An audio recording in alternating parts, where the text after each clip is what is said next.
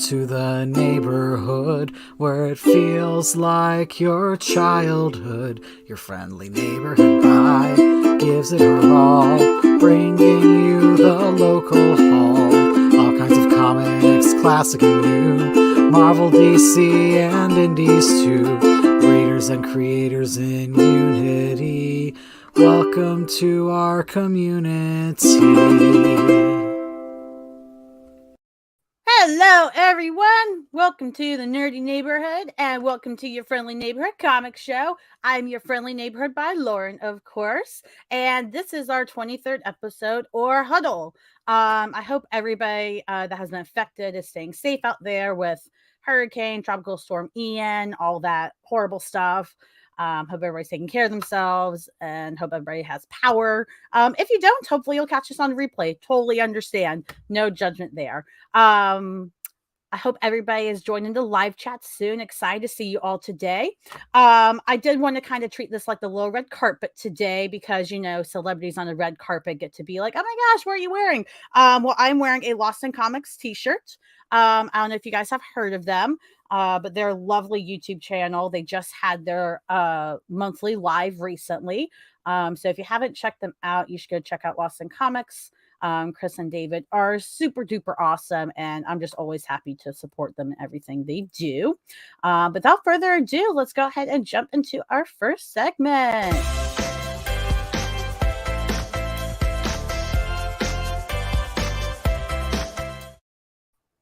Alrighty, well, welcome everybody. I know neighbor Eric is here as always. It's always good to see you, Eric. And I'm sure over time some other people will trickle in. I'm sure people have been affected by the craziness this weekend and all that great stuff. So let's just not skip a second. Let's go ahead and welcome our creators for the day. If you haven't heard of these creators, you should, and you should go follow them on Twitter and go back to the star we're going to talk about right now.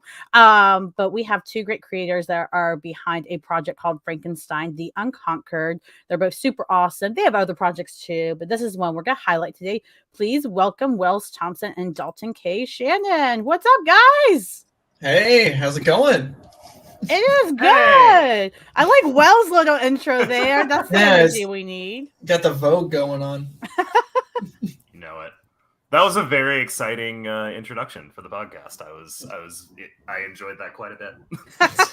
Had the ukulele and everything, just absolutely. Yeah, my older brother did the song actually. Him and I wrote the lyrics together, but he did the ukulele because for as much as I love music, I can never understand how people compose it. It's like, oh yeah, these notes make sense. I'm like, how? Yeah, it's rough. It's hard. It's so rough, and I love music. I wish I did have the patience to learn it more. That's neighbor Eric. He's a big friend throughout the neighborhood. Thank you, neighbor. Well, how are y'all feeling today? I know, Wells, before we were talking, you were feeling a little wonky, but you got the Vogue, so I think you're back. Oh yeah, no, I can. Happening well. I'm containing it. I'm doing a good job. No, I'm feeling great. It's a good day. Containing the misery. And what about you, Dalton? What's up with you today? Oh, not too much. I'm recovering from some emotional damage. I woke up early for the Vikings Saints London game that was going on today, They won by a hair's breadth. Miffed field goal in the last 2 seconds. So it was. I'm recovering. I'm here. I'm good. Yeah. Sports. I know some of those words. Yeah, we here in the nerdy neighborhood play sports too, right? Esports count. Everybody. We got DC Patrol in the chat saying, "Hey," or "Good day." I hope that's a good day, because sometimes good day could be like "Good day" and like get the hell out of here. And we got Christopher Evans. This is the real Chris Evans. I don't know if you guys have met him, Wells and Dalton, wonderful. but this is the real Chris Evans. Very nice. He changed his head shape, but I appreciate that. Right? He's such a malleable actor. He has to have a disguise, otherwise he can never go anywhere. That's fair. What's he gonna do? Well, I'm super excited to have you guys on today. Thanks for joining the neighborhood and taking the time to talk, even though we've all had some craziness, whether it's emotional damage from sports or possible illness or traumatizing storms. We're all here to have some fun today. I know we were talking earlier before we got started about the segments of the show and stuff. And so I'm so excited to have your guys' input on our poll this week, because I feel like you guys have very charismatic points of view on these things, and it's going to add some spice to the neighborhood. So that's such a diplomatic way of saying that we are obnoxious people. But that's what we like here. Yes, yeah. That's exactly what we like here, is obnoxiousness. But before we get more into it, let's just go ahead and switch to that segment.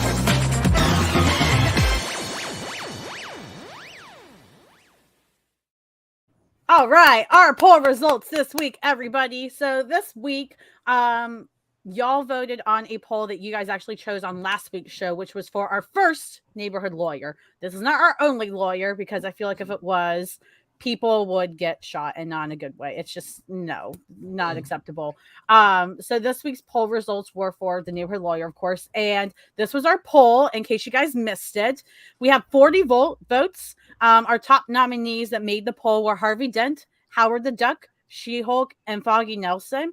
And what's crazy is that at one point when this poll started, everybody was at around 22%. So it was really close. And then the last second, She-Hulk pulled through. I was interested to see Foggy instead of Matt. So what do you guys think of that poll? Yeah, I was going to say, why Foggy and not Matt Murdock? Well, because Foggy actually cares about being a lawyer. Hey, and Foggy will take care of you. Hey, Matt Murdock is a great person, but he's actually kind of a terrible lawyer. So it's good to have Foggy on board. Dalton, I know you and also no one else actually watched The Defenders, but Matt Murdock is a good lawyer when he tries. And he cares. When he tries. Foggy Nelson is the correct choice, but She-Hulk's great too. You just worry that shenanigans are going to happen in the courtroom. Well, you know they are. Yeah. That's kind of the problem. And if you're worried about shenanigans, you may as well just have Howard the Duck be your lawyer, because then it's nothing but shenanigans. Yeah, honestly, I think I'd lean Howard the Duck in this crop, just because if you're gonna get involved, like anytime you have to call a lawyer, it's a bad time. So why not soften that blow and call Howard the Duck? Yeah. Yeah. If you want to win, you get Foggy. If you want to win and also maybe do some interdimensional traveling, Howard the Duck. Yeah. So then, how does She-Hulk win? Does she not get you to win? I mean, I would love to have She-Hulk, but I would be very, very distracted. Look, also, I'd be on pins and needles. Pins and needles, because She-Hulk can either go a Foggy Nelson where nothing at all weird happens, or it can go Howard the Duck. You don't know what's going to happen at any point. At least with Howard, you know something's going to happen. There's a lot of suspense, and that suspense is definitely a factor. I'm going to go with, why did she win? 95% thirst. That's I would be very distracted if I was getting defended by She-Hulk. But I think the one absolutely correct thing is that Harvey Dent didn't win, because absolutely in no way should he be. First of all, he's the district attorney, and no. You do not want a district attorney defending you in any way, shape, or form. That is not their job. They are a prosecutor through and through. So, and the other part is, A, something bad might happen to them in a courtroom. Historically, that's just true. And B, he might just flip a coin and decide that you're guilty. And I don't want to leave it up to chance. Yeah. That's true. You know, comic books are whack when I feel more safe with an anthropomorphic duck defending me than a barred lawyer. Yeah. Yeah. Well, you know what's crazy? So Chris Evans in chat here said he voted Harvey, which surprises me because Chris and I are good friends, and he loves Howard the Duck. So I don't know what happened there that you betrayed your bestie Howard and decided to go with crazy Harvey. We need more Howard the Duck. Okay. Howard the Duck has been coming up a lot recently, which is very strange to me. Not to reveal too much of what happens after dark at Dragon Con, but I went to a puppet show that featured Howard the Duck and certain anatomically correct proportions of Howard the Duck. No. And let me tell you, I learned a lot about Howard the Duck that day. You don't, maybe too much. Maybe we need a neighborhood puppeteer to recreate the show for us and traumatize the rest of us. Oh boy. I mean, it's kind of baked into the fabric. I mean, Howard first showed up in a comic book called Giant Sized Man Thing. So it's entirely possible. Wells looks just like, I'm done. Gotta go. Gotta It's leave. the 70s, man. You gotta whack. I mean, they had to know what they were doing with that naming convention, right? Like. So, Dalton, you were saying that the She-Hulk vote, She-Hulk winning, had to be almost completely Thirst, right? Oh, no, that was me. Wells. That was me. That was Wells? Okay. No, and it's not that she's a bad lawyer, but like, there's definitely a Thirst factor there. If you're gonna get popular consensus, which we now have some experience with, like, you can have a good thing, and you can have a good thing with Thirst, and good thing with Thirst will win 90% of the time. Yeah, absolutely true. Well, I think honestly, there were remnants from last week's poll still, with Catwoman winning the neighborhood warden of Horny Jail. I think it's still there. I mean, guys, can we get a normal poll next week, guys? No. Can we do it? No, absolutely not. Normal and comics don't mix. If you don't mind me asking, who were the other potential wardens of Horny Jail? Oh, that's a good question. I'll have to pull that up. Let me pull it up on Twitter real quick. While I'm pulling that up, I always like to ask people that are on the show if you have any ideas for what we should vote on next week for who we should add to our neighborhood. Let's see. It's tough. Yeah, no, that's a on the spot kind of question. Do you guys have a librarian yet? We do. Oracle won that. Barbara Gordon. Okay, good. Yeah. Okay. Good choice. Strong choice. Very good. Yeah, she took that all the way. Park ranger. You guys need a park ranger. Park ranger would be good. I was gonna say like handyman or home inspector. Yeah. We do have handyman. Guess who won that? I did not put. Is it also thirsty? Okay, look, take this how you want, because people in the live chat, you gotta justify this to them. No, Alfred won. Alfred is a neighborhood handyman. He's the one stealing all the wives, all the husbands. No. That's what he's doing. I'm here for it. Silver fox that knows his way around a tool. Absolutely. Mm-hmm. Yes. And loyal. Oh my god. Oh, you guys got to have the guy who goes to all the kids' birthday parties, the performer, the entertainer. You got to have Mr. Miracle go to every single kid's birthday party and perform. I already did the poll for you guys. Mr. Miracle wins. Baker has been suggested. Neighborhood fashionista. Most flatulent. That's a word choice. Neighborhood fashionista is Emma Frost, and we can move on. God, listen, guys, you don't understand. Emma Frost has been in like 3 polls in this neighborhood, and she's lost all of them. And I'm furious. Ice Cream Man. Hey, Ice Cream Man. Emma Frost. Freeze there you won go. that. Mr. Freeze won it. Emma was even nominated. That's fair, I guess, but I'm mad. Yeah, you should do Park Ranger. Put Swamp Thing in the poll. Get your community in check. Actually, no. How much I can do. Plumber. Great job for a Swamp Thing. It's true. We don't have a plumber. Chris, we do have a neighborhood doctor. Trying to remember. I'm pulling up my list now. I have a whole list. One day I'll post it so you guys can reference it too. Just thinking. Dr. Jane Foster is our neighborhood doctor. Okay, that's good. Okay. And why isn't it Nathaniel? You didn't nominate Mrs. Sinister, Chris. I don't know what to tell you. Or Hugo Strange, or Hugo was nominated. He lost. It's the chin strap. I wouldn't trust it either. I wouldn't go to the doctor. The chin strap. Oh my goodness. All right. Well, next week we're going to do Park Ranger, it sounds like, and Swamp Thing will be one of the nominees. The other 3 are up to bat. So those in the live chat, go crazy. I mean, Poison Ivy 100% has to be on there. Yeah. For Park Ranger? You got to put Howard the Duck on the list too. Also, Howard the Duck. Howard the Duck can slot in anywhere. Like anything you need, Howard the Duck can do. That just sounds inappropriate. I feel like he should just be the neighborhood prostitute or something at this point. He just slips into everything. Yeah, he can do that too. He can. Yeah, it's a side hustle. Yeah, it's true. It's true. He can be. Well, this got more chaotic than I thought, and I love it. But in case you're missing, you're just joining in, y'all. Our first neighborhood lawyer is She-Hulk. That means that we can add more lawyers in the future if you'd like. But next week, we're going to talk about who our park ranger is going to be. So Swamp Thing is a guarantee. Everybody else is up in the air. So if you want Poison Ivy, you better go nominate her on Twitter on Monday, because otherwise she won't make it, and that'll just be sad for her. Any other last thoughts you guys had before we move on to talking about your Kickstarter? This sounds like a great neighborhood to live in. No thoughts head empty. It's absolute chaos. DC Patrol says Howard the Pimp. Absolutely. Oh, and he works out of the Kingpin's Club. That's called Fisky Business. What kind of zoning laws do you have in this neighborhood? None so far. None. I mean, Waller's the HOA president. She's not high enough yet to affect zoning laws. Oh boy. Okay. You guys have to start filling some positions.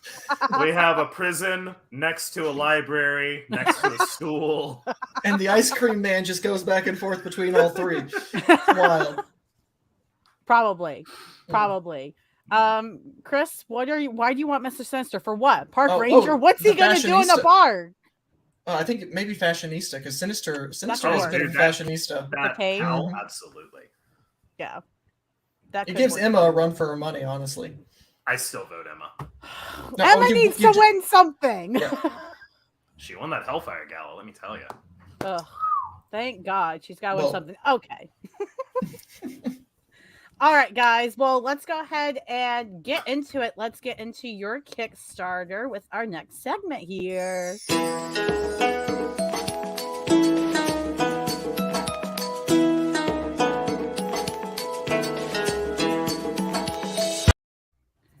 Alrighty, we are cooking with creatives. We are bringing the vibes back in. I believe in us, and we're talking about.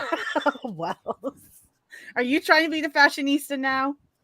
Look, I have two looks: summer look, which is a t-shirt, and then fall look, which is a t-shirt with a plaid flannel button up over knee. Oh, we're missing the fall. We're getting there. We're close. But I live in Tennessee, and everything is still very hot. That's fair. It feels like fall up here in Wisconsin. It's great. Great. Who knew our neighborhood was so big? My air conditioning is off. I just have like the screen door open. It's great. Yeah, I can't wait. Can't wait for that to reach. Anyway. Well, I can't wait to see what happens when we get Frankenstein the Unconquered #2, because #1 is already out. If you guys missed that Kickstarter, and congratulations, you guys are already funded within 72 hours. Yes. Thank you. Awesome. On our way to our next stretch goal. Yep, $201 away from hitting our next stretch goal, where we premiere another sticker, and everyone gets 16 more pages of Frankenstein-related story. All these ash cans. Black and white ash cans. Yes. That's awesome. That was awesome. So for those that haven't heard about this, or they've just seen the Kickstarter and they unfortunately scrolled away because they're heathens, what is this about? Because I know on your Kickstarter page you talk a lot about how this is about violence, revenge, and toxic masculinity. Why write about any of those things while also using like this old lore, it looks like? We felt, I mean, it was a confluence of a lot of different things happening at once. First of all, Frankenstein with a sword is just awesome. You can't pass that up. At some point, at some gut level, you just have to write what's cool, and Frankenstein with a sword is cool. But like, I truly have always loved the Frankenstein novel. We've always been big fans of the Universal horror movies, and so we wanted to kind of do our own version that incorporates both, and sort of a common theme, I think, at least in both of those iterations, is that sort of weight of expectations, wanting to create something and not really caring about the consequences, which flows very easily into that sort of toxic masculine ideal. You have, like, Frank is built like a shithouse brick, and it's very hard for him to grasp that there are consequences to his actions a lot of the time. So very often when he enters a situation, he and everyone else leaves worse than he started, or than when he did before he came, even if he nominally fixed the problem. In like in the Universal horror movies, it's because he's basically a 3-year-old. Like that's his kind of mindset. In the story, or in like the original novel, it's because he feels like he's been spurned by his father, who never like really followed up on the whole making him thing. He just kind of went, "Oh, you are hideous, bye. Make it on your own." So he very much had to kind of take up after himself and never learned that kind of moral compass. And in ours, it's kind of it's sort of as he has his own reasons for it, but it very much builds off of that initial impact of like, I've been abandoned, no one wants me. I have to make my own way in the world, and my own way in the world is a very violent thing.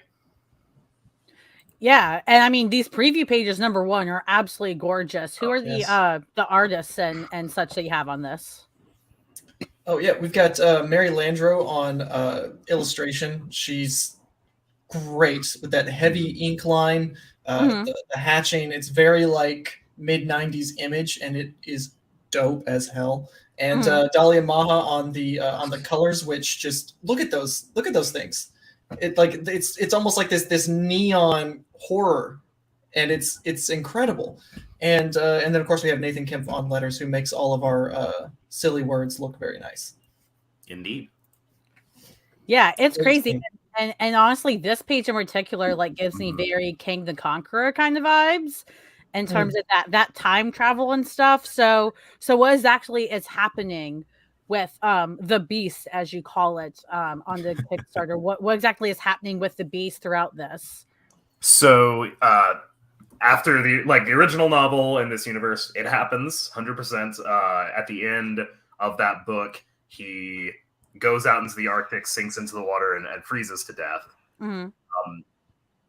In this scenario, he pulls a Captain America. He doesn't die; he just freezes. And so, cut about roughly 500 years later, the ice caps melt. He thaws out of it, and he sees that the world has become hostile, broken, post-apocalyptic, post-nuclear. A way that he fits into much more easily. He doesn't. Most people don't have the same visceral, gut reaction to him that they had in his time, because he doesn't look that much different from everyone else. Everyone's a little bit mutated and fucked up. So, so he tries to live a more peaceful life, but eventually, whether it's his own nature or just like he doesn't have another response to it, he eventually responds to something with violence. That kind of gets put in the window. So instead, he embraces it. He goes full conqueror. And after several years of doing that, the world kind of gets sick of him, sends him to space, exiles into the stars, and through sheer force of will, he has found his way back and is here to exact revenge on those that he feels have wronged him. That's crazy. How many people does that include? Because I feel like he's just in like Darth Vader mode. Like he's got a long shit list. A long list, yeah. That montage is set during the 200 years from the ice to the exile. So that's a long time to make a long list of enemies. But especially in this first arc, we're going to be going through at least the top 5 list. Yeah, and I think. In the original idea that we had for it, like in those ash cans that we were doing, a lot of what we were doing is just like, as it goes, like each person is like, yeah, that makes sense. He would be mad at them, and that would, I would definitely, be annoyed with this guy. And then as it goes, it kind of feels the people he's going after feel more redundant and auxiliary. Like I made a joke at one point, like in number 7 or 8, he's gonna like be on a revenge quest against the janitor that cleaned up after when they sent him to the stars, just because he was tangentially involved and he has to be mad at somebody. And obviously keep him out of the neighborhood because he'll come after ours. That's what I'm saying. Frank should not be in the neighborhood. I would not invite the Wolfman. I would invite to the neighborhood. The Wolfman's a cool guy. Frank is not the guy that you want hanging out. So tell me more about these other characters, because I think a lot of the first issue was mostly about the Beast and setting up the world and all this stuff as it needed to be. But you've got some other characters coming in the second issue that I'm really excited about hearing. And you talked a little bit about the Wolfman already. Yeah. we have our Wolfman debuting, Larry, possibly the last good person in this world. Larry. He's just a guy who, like, despite everything, just sees the good in people, and that includes Frank. Whether that is smart of him or not, we will see in the issue itself. But I like Larry a lot because he is, like, so good, but also because there's Larry right there. Yeah, I found him. He's based on Lon Chaney Jr.'s interpretation of the Wolfman from 41, and that guy is just, like, so sad all the time because he wants to be good, but he can't because he's a werewolf. And then we also introduce the bride through flashbacks, so we get to see Frank in his heyday during that montage, essentially, where he's on top of the world, and his bride is right at his side, and she is every bit his equal, probably better, honestly. And we get to kind of see their dynamic and how she's much more the diplomat than Frank is, and how she can get what she wants without toppling kingdoms. She can just take them over, like it. They very much are playing. Yeah, they're very much playing the Game of Thrones in that sort of background montage. But yeah, Frankenstein is much better as, like, the arm of state violence, as opposed to her. She's very much like the better version of him. She's the leader.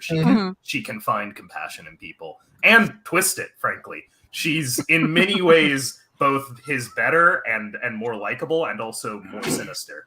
I love the bride as a character. I was gonna say that's like low-key Cleopatra vibes to me. Everyone's like, "Oh my gosh, she's so much better." And then it's like, well, yeah, but also she's more terrible in her own right, Yeah, I can't wait. I think we have it set for issue 6, 7 is an issue entirely devoted to the bride. I'm so excited to show you guys. And this is only 2? I have to wait 4 more issues for that, Dalton. How could you? Well, no, we got to set it up. We got to tantalize, we got to prime the pump. It's true. You do have to set everything up. Did we get a Larry issue? Larry is with us for the rest of the series. This more or less is the Larry issue, and then we Larry sticks around and grows as a character. Okay. The direction, it's like the ending of issue 2 is gonna make you kind of hate Frank, and that's a good thing. Like, hate Frank, and we love Larry. Oh yeah. It's hard not to. Well, it sounds like people in the live chat are enjoying this, which is awesome. I know in the Kickstarter you kind of mentioned some similar, or some stories that have similar energy that people might like if they like those stories. They might like this if they like something else. What are some things you would compare this to, or say, hey, if you like this, you should read this right now? I mean, on its most surface, it's very Conan the Barbarian. So if you're into barbarian fiction in the slightest, then I think Frank is right up your alley. If you're into universal monsters or literary monsters, then also this is for you. But I mean, it does have some Game of Thrones energy, at least in the flashbacks. I think in the flashbacks, it's much more of just a straightforward revenge quest, like Conan the Barbarian style in the present sort of sense. But and it's we kind of have it split into 2 distinct arcs. So, like, the first arc is very revenge quest, very kind of it's got a bit of a Western vibe where, like, it's that Clint Eastwood rides into a town, solves the problem, and leaves. Only with Frank, it's like arrives at a town, causes a problem, leaves. Yeah, makes the problem worse. So if you like Clint Eastwood westerns, this has a bit of that in there as well. But then the second arc is very we start to go a little we start to reach a little higher. It goes into a bit more cosmic, not entirely cosmic, but we start kind of getting a little more over the top. It's not as revenge quest focused. We get to meet we get to kind of really expand the world a bit. So if you like your over the top action, absolutely. And we go into that. To answer Chris, Dracula, we are planning on making a Dracula appearance. It's probably not going to happen anytime soon, though. These first arc, I know we're doing some Invisible Man shenanigans. Jekyll and Hyde. We're bringing in Jekyll and Hyde. We're doing the creature from the Black Lagoon, the creature from the Black Lagoon, and there's a character I really like named Byron, who's based off of Lord Byron. That is just very fantastic and over the top in all the right ways. But if it makes you feel any better, canonically, Dracula is the most powerful character in our world. So I love that. When Frankenstein meets Dracula, stuff happens, but not in. It's a fun twist. It's a fun twist. That's probably my favorite issue of the entire series is when Frank meets Dracula. We had for a long time because we've been doing both of these series for like way longer than you guys have been seeing them. But I just remember the day that Dalton sent me a text. It was just like, I know what we do with Dracula. Even if it was a bad idea, I don't think I could have swatted it down because he was so excited about it. But it's actually pretty fun and brilliant. I love it. That's awesome. So you guys mentioned, it sounds like you guys have the majority, if not the entire thing planned out. How many issues are you wanting? How many issues do you plan for this to be? So right now we have 12 to 13 kind of planned. Well, I mean, the first drafts are all done for all 13 of those issues. Yeah, it's just chiseling away at it now. How much those drafts change, we will see. But yeah, no, we have sort of 2 full arcs planned out, and we're not like at first we were saying 12. Like once we get to the end of that, we're done. Now we're starting to be like, well, we'll leave the door open, and maybe there's, we had a thought like, oh, we could maybe take it here. So there could be potentially more if people are clamoring for more, who's to say? Cosmic Frankenstein is hard to pass up. For sure. Yeah, I don't think I've ever thought of like, what would happen if you just made Frankenstein cosmic? Does that mean, though, that if Frankenstein goes cosmic, that these other characters you talk about, like Jekyll Hyde, Invisible Man, Dracula, that they could go cosmic? Versions of them. I'll say potentially. I'm gonna leave it incredibly vague, so as not to spoil anything, or for that matter, dig myself a hole in my mouth. No, I like that. And one thing I wanted to mention as well is you got cover A here, which is really cool. Looks like Mr. Wolfman trying to run through fire. You've got the cover with Larry. This is a Larry cover. It's not cover B, it's Larry. Yeah, it's Larry. Heather Vaughn does cover A. She does all of our standard covers. She's fantastic. Has this great like Frank Frazetta style that really works with what we're going for. And then we got Kaylin Smith to do cover B. If you're not familiar with her, she's fantastic. She does Plume, for goodness sake. Has a couple of other series, but just has like this great like character acting. I've heard someone say almost Disney style, but like all of her comics and stories are really mature and like very adult and fun.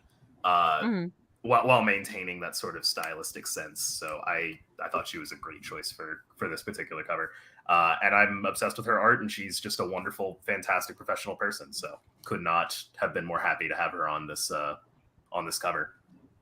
That's awesome. Yeah, I love it. I totally see the Disney style with the faces, especially and stuff. For sure. Really well done. And then this is your first ever Not Suitable for Work cover. Yes. And I was wondering why you would, because the first campaign you didn't do one, totally fine. And then this one, you were like, let's do it. So what made you want to do a Not Suitable for Work cover for this book, the second issue?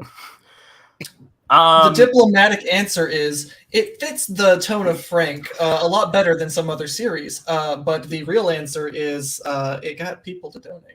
Or to pledge, yeah. So it is, I mean, on the one hand, like stylistically, Frankenstein the Unconquered is very pulp, and that sort of lent itself to this like, okay, very pinup style. We knew an artist, Flops, who had done a print for us in that style that was obviously safe for work.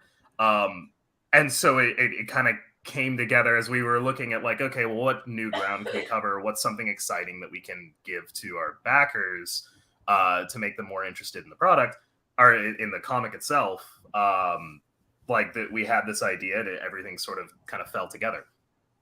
And then the other part of that was watching Pat Shand make $100,000 on Cheeky. And I'm not saying that like we're gonna have that replicate the same level of success, but we figured that this would be the right property, idea to sort of launch this on. Like, okay, well, is our audience receptive to this sort of thing? And so far, the answer has been extremely yes. You talk about really horny like jail. it, yeah. I was gonna say, I wonder if the entire neighborhood's already donated and we just don't realize it because, yeah, they said horny jail. Catwoman told us to. We're going. Yep, like, there we you got go. you. Yeah, no, people have been really about it. I think if I go on my thing, our top rewards are the everything reward, which has obviously everything, including the cover, and the $20 reward, which is the solo not safe for work thing. And I know that like number 4 and number 5 is the collector's tier, which has all 3 of the covers. Gotcha. So people have been very excited for this particular for this particular outing, which is great. I'm glad that we have something that people are this enthusiastic about. And we knew that if we were going to, because if you've been on Kickstarter for more than 5 minutes and you take a look around, there are some books that are a little bit diplomatically gross about it, diplomatically lean into it a little bit further than we would like. So we wanted to do, like, if we're going to do nudity, if we're going to do, if we're going to lean into the horny, do it tastefully and in a way that stands out. So it's not so like, I think our only really note for Flops when he first presented this idea to us was, why don't we lean a little bit more into the monstrous qualities? Why don't we put a few more scars on the bride? Why don't we more blood on the vampire? Because we wanted it to still like stand out and be true to the characters and have some sort of purpose like with them and not just feel really exploitative or exploitative. Yeah, no, that makes a lot of sense. And that's one thing I do like about this cover is that, even if you're not a fan of the nudity covers or whatever, totally don't have to be. But I agree with everything you said. It still encapsulates the horror qualities, and it doesn't, like you said, look so much as like, oh my God, we just needed a sexy cover. Please buy the sexy cover. It's like, no, we worked to, we gave you a more sexy cover, but we worked so that it still makes sense in the circumstance and the context of the world and all that. So I think you guys did a great job. I think Flops hit it on the head. It looks fantastic. That's great. Well, thank you. I appreciate that. And again, this is like, we wouldn't do this if we didn't feel like the subject matter was appropriate for it. Like we have our other comic that we work on, Mechaton, is very sci-fi, all ages, kind of like Scott Pilgrim meets Pacific Rim. And like, I feel like if we did a nude cover for that one, it would feel really gross, very gross, very jarring for the characters, not really fitting the tone of the piece at all. And that really would be just kind of a cash grab at that point. Yeah. So we want to be better than that. Yeah, no, I totally understand. Well, and that's why I like asking about, nudity in comics and stuff, because I know it can be a tough subject to have. And, but like you said, money is always involved in it. People respond to it for better or for worse. It doesn't really matter. I think the best we can do it is to try to do it for the better. So yeah, I think it's great. No, I was surprised to see the cover on here, but I wasn't like taken aback, like, oh my God, this is horrible, I'm not getting back. I was like, okay, they know what they're doing, and it works with the world. That's cool. I respect that completely. So yeah, no, I'm interested to see it. Does this mean that the comic will ever go with more nudity, or is it going to stay in the range it's kind of been in? I imagine no. Like not, I mean, Frank is naked in this first issue, and but part of the reason we did that is because his nudity sort of projects confidence and power. I wouldn't, and if we do nudity, so to take a swerve, have you seen Arcane, the TV show? I haven't. You haven't? Okay. There's a character in there that like they don't show everything, but she basically like comes out of a bath completely nude, and you can see like her back is totally scarred up, and she looks like she's been in some battles. She's built like a shithouse brick, like I said about Frank earlier, and it's like, it's so jarring. It's like disarming to the character that she's talking to, or it like makes him like shrink and look away, and that's sort of the point of the scene, is it gives her power to be like to in a role that would be traditionally vulnerable. So I wouldn't want to like show nudity to, for example, make the bride look vulnerable or anything like that. But there is, I guess, the possibility we might do that to make her look strong. That said, that isn't that hasn't been a part of our plan, and it would probably make us go really far out of the way to include a scene like that. Yeah.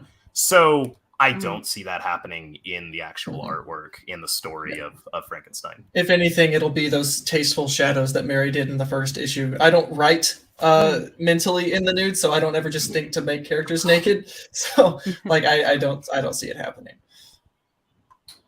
Yeah, no, I respect that. That makes a lot of sense. And I like that, because I feel like, kind of like you said, there's some other stories and creators involved and stuff that because, nudity, sex, all that sells, that once they figure out it sells, they're like, well, we just want to sell it. We still have a story to tell, but we're just going to add a lot more extra to it that didn't need to be there fan before. Service. So, yeah. So I like that you guys are conscious about that. Just to find that medium.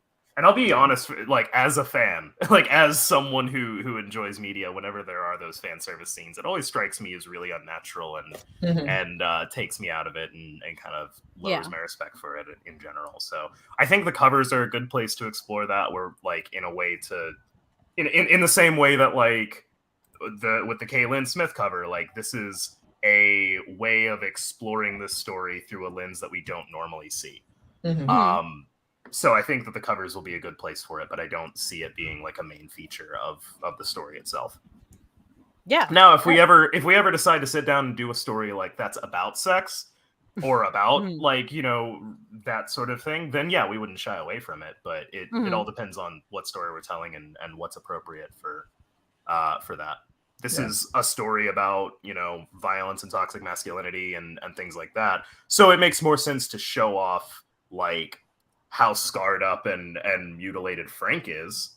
I think that works really well, but I wouldn't like just make there be naked ladies for the sake of it. Yeah, no, it makes a lot of sense. And you both are writers on this book, obviously. Those of you listening, if you couldn't tell, they are.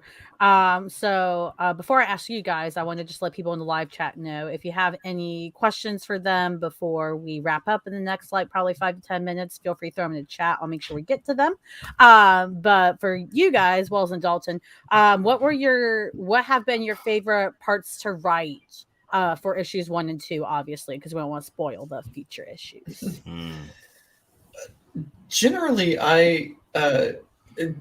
writing in general, I love like the big bombastic moments that also are followed by like the quieter character moments. Frank doesn't necessarily have a lot of opportunity for the small character moments because Frank isn't somebody who's like sits and has a conversation a lot of the time. A lot of those things happen around Frank. We do have those moments and they're so much fun to really kind of delve into, but Frank is full of the over-the-top action and just cosmic grandiosity of the whole thing. I love writing like moments and action and momentum, and especially that the montage was a lot of fun to just like pick out little things for Mary to kind of extrapolate on. And I mean, a lot of that action scene was from our first Ashcan that we did as well. So like writing action is just so much fun to me. Yeah, I personally I love little moments where we get to kind of see into a character's I guess inner life, in just inner workings of what they do. There's a great scene in issue 2, which obviously isn't out yet, but where Frank and Larry are kind of talking over a fire. And it's without getting too heavy into it, because it kind of is plot related, but basically Frankenstein digs down and very clumsily tries to empathize with Larry, and the way he does that is by saying these people who have wronged you, I'm going to break them. He does it in the most kind of violent way possible, but for him that's a very tender moment. Mm-hmm. And I really like showing those little things as like, well, you can see he's trying to reach out, he just doesn't really know how. This is the only language he can speak. And then the exact opposite, my other favorite moment out of issue 2 is sort of the bride is doing her thing, like talking to a general, trying to work out a diplomatic solution, and we just cut to Frank doing the most horrifyingly violent thing you can imagine, and it's so over the top it basically plays as comedy. Like I want, as much as I want to describe what he's doing, I really just want to see it on the page more than anything. Yeah. I don't want to speak it out loud until it's there. but yeah, no, I think those are kind of my favorite moments, is when the horrors of the world get so intense and so removed from ours that you can't help but laugh at them a little bit and be like, this is ridiculous that people would behave this way.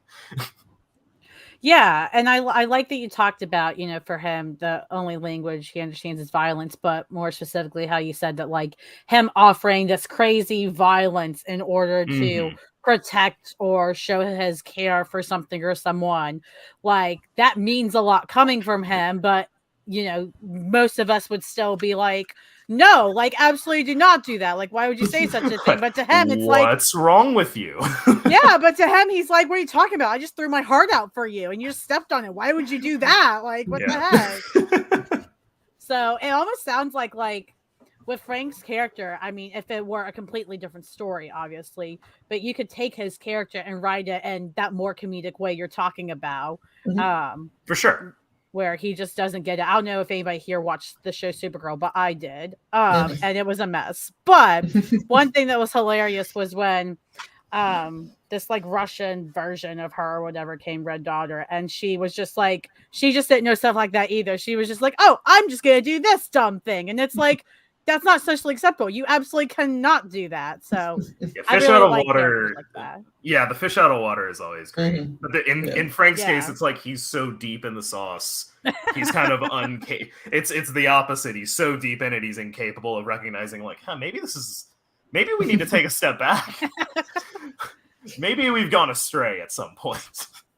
Maybe the sauce isn't that good, buddy. Yeah. Like, you should take a break from the sauce. Just go like lay in a forest or something. I don't know. Are you seeing this double page spread? That sauce is great. That is some great sauce. I think it's a great sauce when you're not having to live in the sauce. Oh, I would never want to. God, it's just pretty. It is pretty. You're absolutely right. Like this. Yeah, I really love the art on this book. You guys found a phenomenal artist. Like, this is just, I love that it has because you know every style of art can lean towards a genre at some point sometimes, right? You know, you have more sci-fi. What she does here, she really does a great job melding the fantastical elements and the sci-fi elements together into one complete genre. That's really hard to do. Oh yeah. You know, I have nothing but respect for our creative team, which one of the things I'm really proud of is that, like, in this book that is, I think you would think archetypally, you know, male and masculine and like is the sort of Conan the Barbarian hard body kind of book and story. The artist, the colorist, the designer, the cover artist are all really badass women that are doing an excellent job, like, conveying this tone with in a way that, you know, I certainly didn't see going into it. And I think it makes the book just that much better that they kind of have honed their perspectives into it as well. Yeah, I love seeing that, and it shows. Like, that's a cool thing, like you said, and it's you guys have found a great balance between, you know, your writing and staying true to your writing of the story and such, while other creators get to add their own elements that up it, you know, even if you don't always plan for it or script it. Yeah, it always comes out better than we initially thought. Always. Every issue, no matter, like, every issue that we've worked on of this of other series, there's always pleasant surprises. Like, so with the rewards, you've got digital copies available for both this issue and the first one. You can get the physical copies. You can get collecting stuff. The not so forward variant cover, obviously. The foil cover. Are those limited, the foil covers? Yeah, we generally only, like, we have to print a minimum, but we generally only print as many as we need to get them out. So if we have extra left over, obviously we're going to try and get rid of them in one way or another. But if, for example, our minimum is 25 that we have to print, if 25 people want the iridescent cover, I'm not going to print more than 25. It's a campaign by campaign exclusive. Nice. That's awesome. Do you guys have a reward that's one of your favorites that you're most excited for people to get? I would love to see Adopt a Page get some traction. So the adoptive, I think the everything tier is maybe the best deal for everybody, because it has so much to it at a discount. It's a really you get both issues of the book with a bunch of different covers. You get the foil cover, you get the RPG that we made with Jacob Fleming that ties into the world of the book. You get a print, stickers, it's got everything to it. And then my probably my personal favorite is the Adopt a Page, because I'm not bringing that particular 3-letter initials into this space, but digital ownership has been on people's minds recently. We wanted to do something, create something unique for that, since all of our artists work digitally. We don't have big Bristol boards to give to people. So we created the Adopt a Page, which before the book goes out, you get to see the book. You select a page, and we say on the book that, in a special place on the book, that you adopted it, so that everyone gets the book and see that you adopted it. And you get a 11 by 17 poster of that page to hang up and display in your house, so that you can show that, I own this page. But it costs essentially what it costs us to produce a page of Frankenstein the Unconquered. So you pay for the art and you get to adopt the page.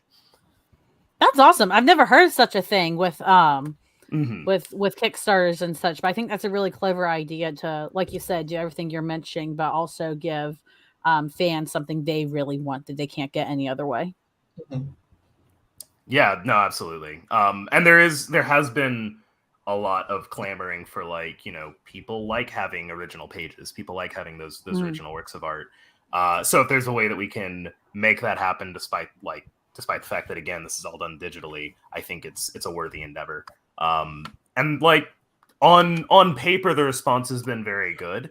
Obviously, getting close to $300 is a little bit outside of some people's reach, which is completely reasonable. But if you are looking to own some really cool art, if you want a really cool print in your house and be able to flex and say, hey, yeah, I own this page out of this comic, then it's a pretty good deal, honestly. And you get the iridescent foil cover with the I think the print comes with it as well. We throw in there. Yeah.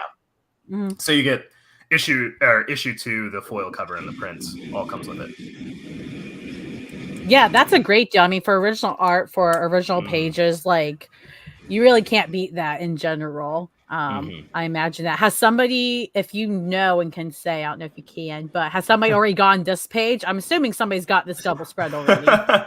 So we haven't, we didn't put the double page spread for sale for issue 1. So I don't think we had the Adopt a Page tier in issue. No, we didn't. We started it in the last campaign with Mechaton, and we had 1 or 2 people pick that up.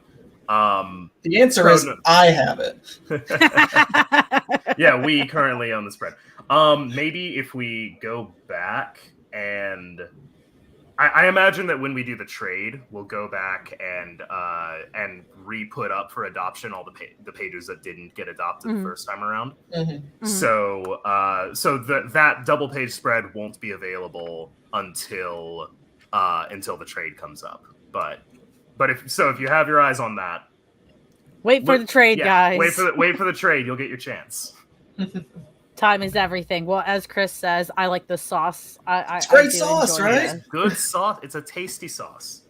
Honestly, you could probably legit make Frankenstein the Unconquered sauce. You could probably market it. I really believe you guys can. You're not wrong. It's possible. Just have it for next October. It's too late now, but next October, September, roll it out. Use it to promote your next book. Like, where you be on issue 3 or 4 by then, probably. So issue, and this is like our rough timeline is issue 3 and 4 comes to Kickstarter. We're doing both together. Oh, okay. Assuming that works out. But assuming everything goes according to plan, it's going to be sometime in March for numbers 3 and 4, and then 5 and 6 around this time next year in October. Ooh, perfect. And yeah. So we're going to be trying to get the first arc completed by the beginning of 2024. Mm-hmm. That's awesome. That's a quick timeline too. Like, props to you guys, because it's not easy to fulfill a timeline like that nowadays. Yeah, especially when we have to wait for Kickstarter funding in order to really make it. Like we want. That's why we're moving to a model where we're including more issues per campaign, because we want to mitigate the lag time between books and get them to people as quickly as possible. Yeah, that makes sense. Well, you guys are at 269 backers. Hopefully by tomorrow morning, you guys will be at least like 280 or 300. I hope so. Yes, I believe in this neighborhood. Well, thank you so much. I appreciate that. 70. We have, again, just $201 more until we hit our next stretch goal, and then exciting things happen after that. I think the 10K one. Everyone gets trading cards, and oh no, I have I accidentally hit the alarm horn on my car. And your car blasting, and it's just blasting in my garage.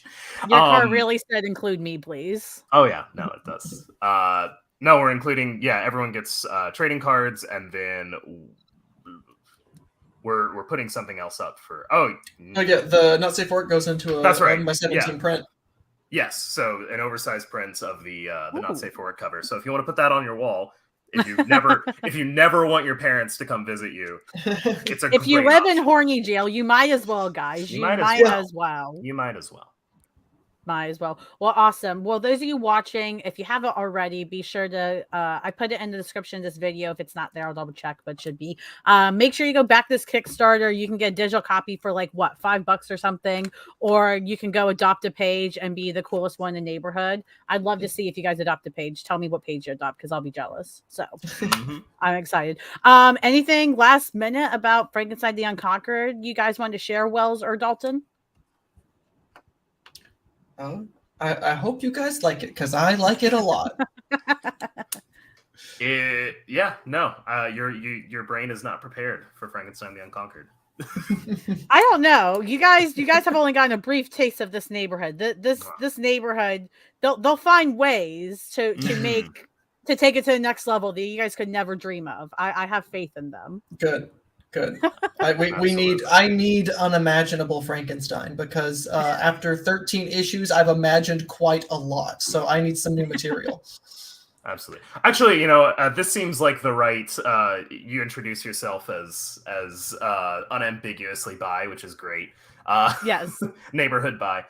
So I figured, this would be a good time to, if not announce, I guess just this would be a good place to mention. Like, there are a lot of queer characters in Frankenstein. We didn't want to leave that out just because it's a fantasy setting with monstrous characters. Like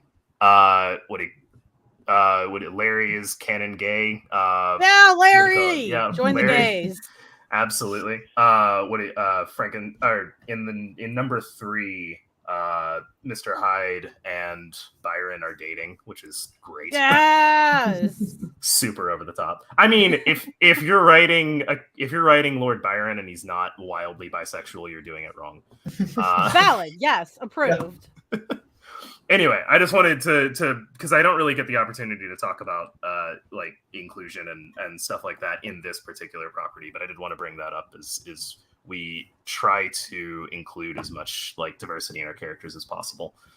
Yeah, and I love that's that. part of it. Yeah, I'm glad you brought that up, because that really is one of the most important things. And I think sometimes talking about inclusion of like especially LGBTQ characters and stuff can be harder, because if you say they're included to such an extent, then you're labeled like you're only an LGBTQ book. And it's like, no, like we're a book that has those because it's normal, but like that's all that it's happening. And if you don't say it, then people think, oh, well, there's nothing gay in here. And it's like, no, guys, can't you understand? Yeah, no, in our other book, Mechaton, we have a non-binary character that's dating a woman, and it's a very and it's like the most wholesome relationship in the whole thing. And that's a very difficult thing to shoehorn in without feeling like you're shoehorning it in for cheap views. So it's always great to get to like set a little time aside with someone who's going to get it to be like, oh, and actually this is a part of the book as well. Yeah. No, I'm so glad you shared that. Yeah, because again, I mean, yeah, you mentioned it with pandering and stuff. Like people are like, well, you're just pandering now. And it's like, no, it's there because it is there. Like, how can you not think that in a fantastical world that LGBTQ people wouldn't exist? Like if they exist in this world that is far more horrifying yet more boring, how would they not be? Yeah, it is horrifying in very mundane ways. You're telling me Frankenstein can ride a comet to Earth and then go on a killing spree, but there's no bisexual characters? That sounds more fantastical than anything else. Yeah. Yeah, it sounds super fake. That's just not what happens. And honestly, listen, he may not be, and that's fine. But Frank riding a comet back to Earth, that's bisexual behavior. I'm adopting that for bisexuals. Thank you, everyone. I'm adopting that. I love that. Yeah. Right. I'm here for it. Okay, let's just be real here. Frank's pretty much immortal, and on a long enough time scale, not a single person is straight. Like, thank you. That's what I say, but people don't like it. He's gonna meet someone that sparks something. I'm not saying anything, but Dracula. Dracula's a sexy motherfucker. I want to see the fan art, everyone. Neighbors, I want to see the fan art. Frank and Dracula, make it happen. Go to DeviantArt. There's 100 Dracula Frankenstein crawler right now. Thank you for giving us the idea for the not safe for word cover when Dracula gets introduced. So honestly, I'm excited to see it. I look forward to it. In like 10 issues, I'm ready. Good. We're doing it. We're making it happen. You're not ready for the issue itself, but I'm glad that you think you are. Wait, so if Frank rides in on a comet, what would Dracula ride in on if he was theoretically coming from space back down here?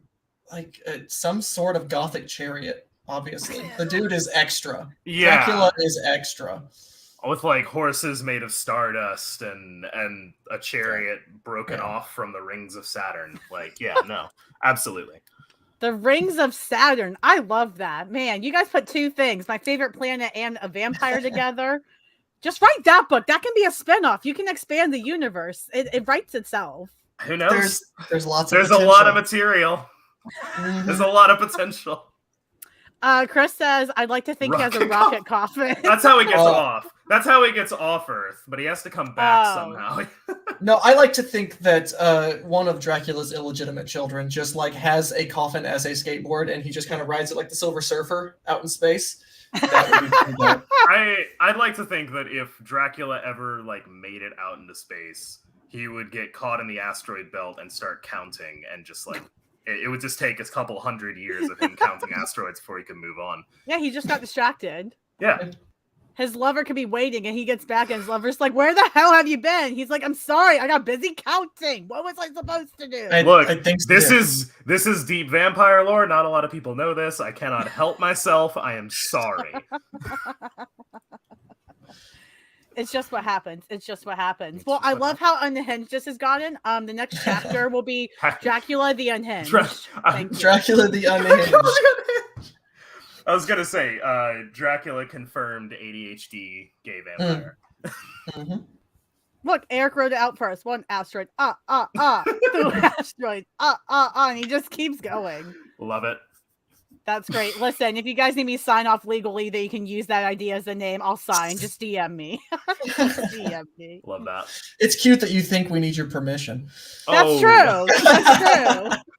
You I'm really She-Hulk now. You have really You have really got it in my head now that we need to get like Lisa Sterling on and do a Witch Blood style story based on Dracula the Unhinged.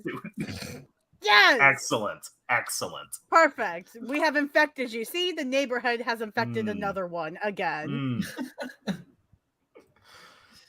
Consent is sexy and always welcome. True. Very true. All right. Well, because we have now unraveled the Dracula the Unhinged story, I think now is a great time to bring us all together, bring the vibes back. We'll bring Fall Wells out just without the plaid, and let's just go into our last segment, everyone.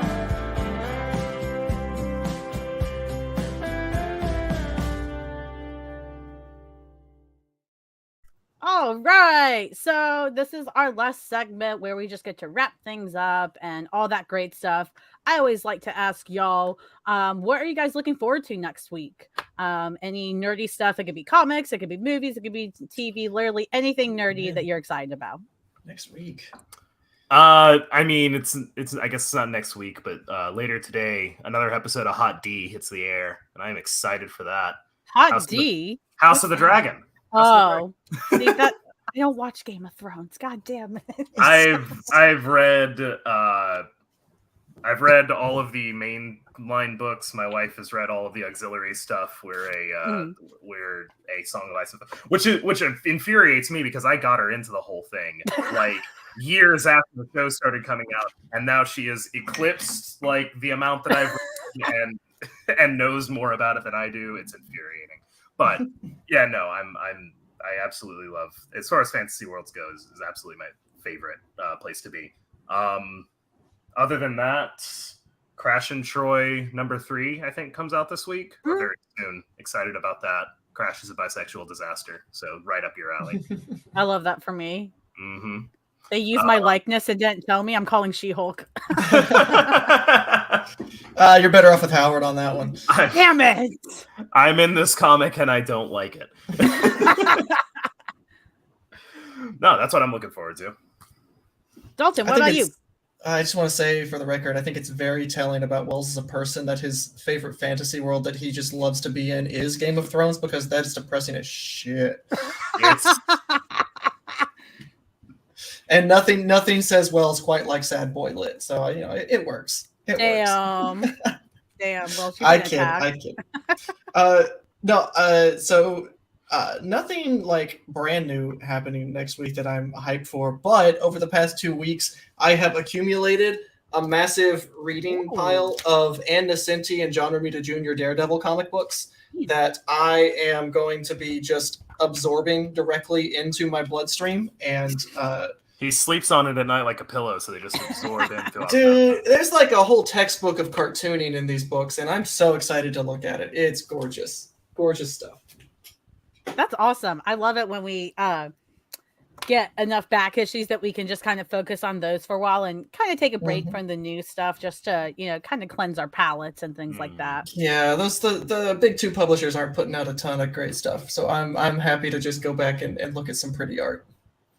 Nice. Well, speaking of the big two, one comic I'm looking forward to next week that's coming out is the Poison Ivy comic, number 5, I believe, from DC. So that's actually a good one. That's probably that's Tamaki. Is Tamaki writing that? No, it's G. Woodrow Wilson. Oh, Wilson. Okay, that's right. Yes, Wilson's great. I like Wilson a lot. Yeah. So the Poison Ivy run right now, if I told anybody to pick up one of the big two right now, it would be that one. It's just that good. The art's fantastic. Her narration of Ivy is phenomenal. It's so good. So I'm super excited for that one. And then with the indie comics, By the Horns comes out next week. Oh, I love By the Horns. Yes. By the Horns is so good. Yes. Actually, first thing on my to-read pile right now, by the way. Literally. Oh my God, so good. Yeah, no, it's that whole team, Jason Murr, Basso, so good. Hi, Alexis. yeah, that's her. That's my wife. Oh, God. And then, no, but speaking of Big Two, I just got the news that Teenie Howard and Sweeney Boo are working on the new Harley Quinn. And Teenie Howard's like one of my favorite people in comics, so super excited for that one. Yeah, I was excited. I'm sad Phillips' run is ending because I really enjoyed her take on Harley, but it kind of seems like it's about time, I can kind of just tell them the story. It's like, yep, she's ready to do other stuff now, which is cool. So yeah, Tini Howard, I don't know. It's interesting. So many people are torn either one way or the other with her. I've noticed like fans either really don't like her or they really love her, and there's nobody in the middle. So I'm kind of like, I don't know. I'm just gonna go. She sounds good for now. Yeah, that sounds great. I've met her a couple times at Dragon Con now, and I really like her take on writing comics, where people come up and be like, yeah, it wasn't really what I expected, and she goes, sir, this is not a fast food restaurant where you order what you want. This is a Michelin star chef. I am presenting you with a meal, and whether you like it or not is irrelevant. That's fair. And honestly, that's probably a healthier take for creators to take, because I know, fans being freaking jackasses and stuff. It's just the worst. Like, people just can't. Like, I get if you don't like something, you can say you don't like a comic, but the second, to immediately then turn that into targeting them as a person. Yeah, like I saw people when Axe Judgment Day #5 came out, they didn't like it. I loved it. They did not like it, and so the first thing they tweet. That was a book. Oh my God, it was good. I'm a Kurt fan, if you can't tell. So it was great. And then Steve and but listen, people were so mad at that for some reason. And the first thing they said was, this issue sucks. Kieran Gillen, you should never write X-Men again. I was like, oh my God, what the world, man? Like, dude, Gillen's been writing X-Men for a decade. Like, come on. Right, dude gets the X-Men. I may not like his Iron Man, but dang it, his X-Men's pretty good. Yeah, there's just some crazy people. But if we need a big 2-book to celebrate that everyone should be checking out, it's Ram V and Raphael Albuquerque's Detective Comics. That book is so good. I mean, honestly, you can just buy it for the covers alone. Those covers are choice. But man, it's been such a good book, and I think the Cy Spurrier Jim Gordon backup has been pretty good too. Yeah. I'm a very simple man. If Ram V is on a book, I buy it.